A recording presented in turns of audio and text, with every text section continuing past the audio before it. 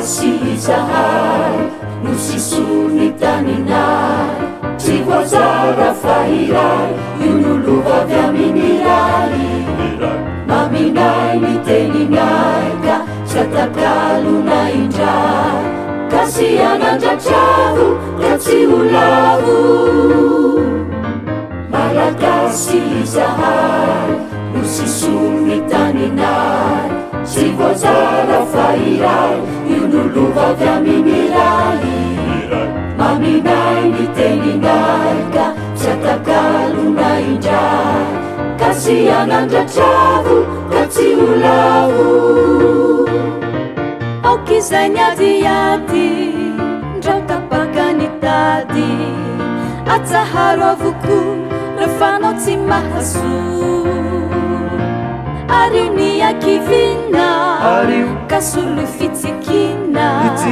de arikiolo ety firenentsika ity Malagasy zahay no sisony taninay tsy voazara fahiray io nolovavy amin'iray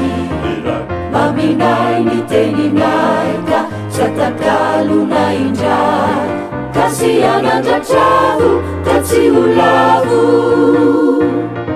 mitsitolo ita iano sy fanoana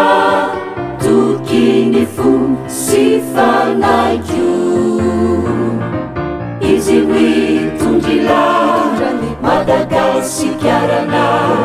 teteno sambatra toko tita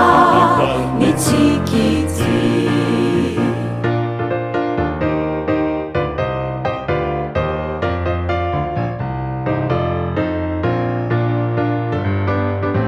Malagasy zahay no sisony taninay tsy voazara fahiray io nolovavy amin'iray maminay ny teninay ka satakalona indray kasi anandratravo ka tsy ho lavo kasi anandratra irara kasi mitambatro erira kasi kamiarady mbaoto miampandro soity no siso kasi anandratra irara kasi mitambatro erira kasi bevonony fanaso yankinaminy raitsito Malagasy zahay no sisony taninay tsy voazara fahiray io nolovavy amin'iray maminay ny teninay ka satakalona indray kasi anandratravo ka tsy ho lavo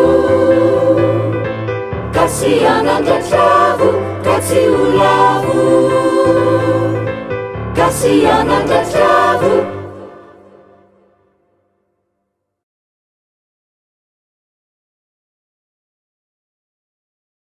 ka tsy ho